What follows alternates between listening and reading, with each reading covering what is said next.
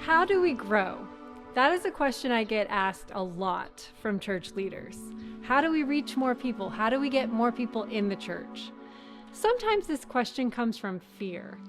Fear that without a certain number of people, we won't be able to maintain the church institution, pay for the building, pay for the priests, keep the lights on. Sometimes this question comes from mission.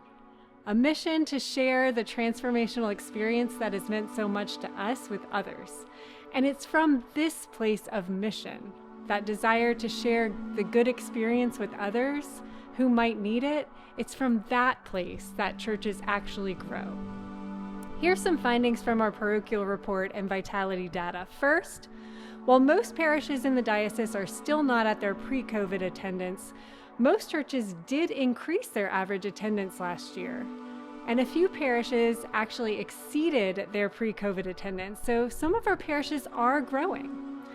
Second, let's make a distinction between vitality and viability.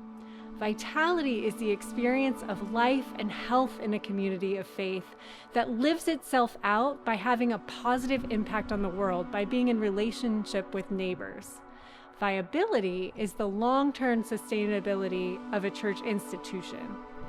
One thing we learned from analyzing all of our data is that viability doesn't necessarily lead to vitality, and vitality doesn't necessarily lead to viability. These two things must be cultivated separately. For example, you can have churches with tons of money and resources, but the people inside them are not really excited about mission. And on the other hand, you can have churches that have life and are making big impacts on the world, but they're kind of hanging on by a thread as far as getting enough money to cover expenses. So vitality and viability must each be cultivated. Cultivating one doesn't automatically guarantee that the other will be growing. So both vitality and viability must be cultivated.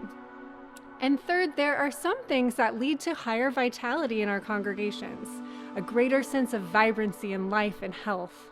Understanding a congregation's purpose and why they are there leads to higher vitality. Having inspiring worship leads to higher vitality.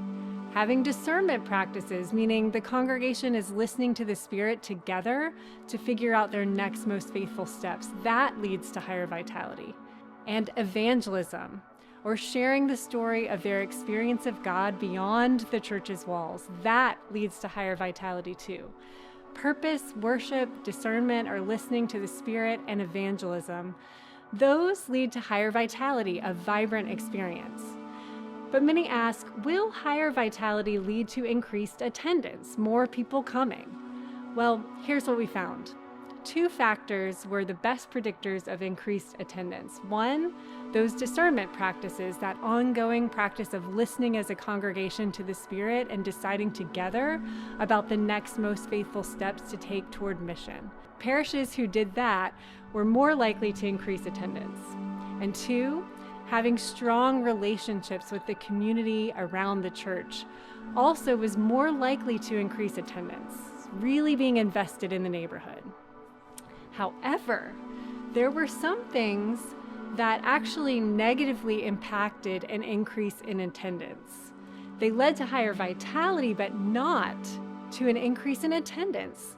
Congregations that had a strong sense of purpose were less likely to increase attendance.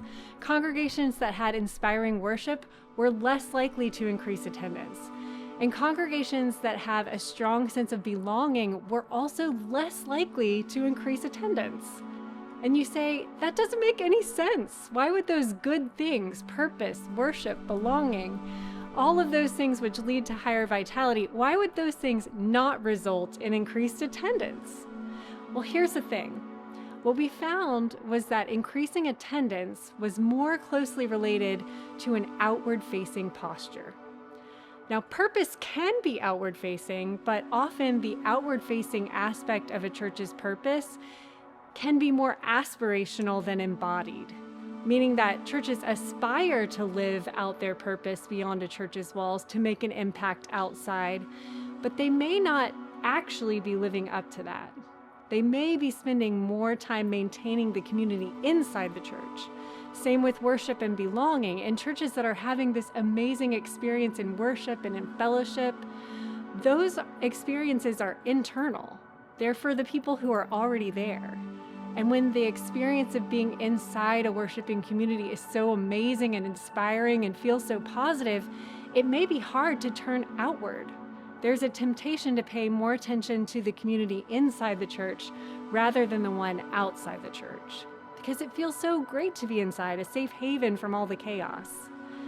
However, we know God calls us outside the church's walls to find the people who need that inspiration and belonging and sense of purpose, and to share that experience with them, to invite them into it. It's not just service to, it's relationship with. So when a church's internal experience is really positive, it can actually thwart the ability to turn outward and to focus on those outside the church. But it's not an either or, it's a both and situation. You need to have a healthy, vibrant, inspiring church experience to invite people into. Worship should be amazing. There should be a sense of belonging, and people do need to understand the purpose to which God calls and gifts them. And that can't be all. It can't be enough for us to just enjoy the wonderful communities of faith we have. It can't be enough to just maintain them. We must turn outward. We've got to go from maintenance to mission. There are people who need the experiences of God and community and calling that we have to offer.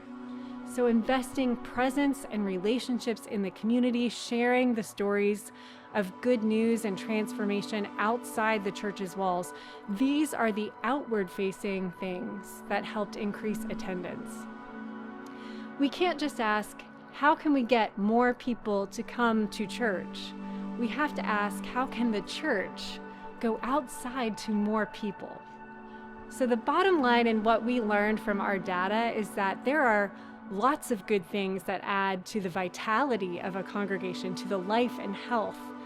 And we can't stop there. We can't just develop the internal experience. We have to give that experience away. We have to turn outward. Don't hide our light under a bushel. Archbishop William Temple said, "The church is the only organization that does not exist for itself, but for those who live outside of it."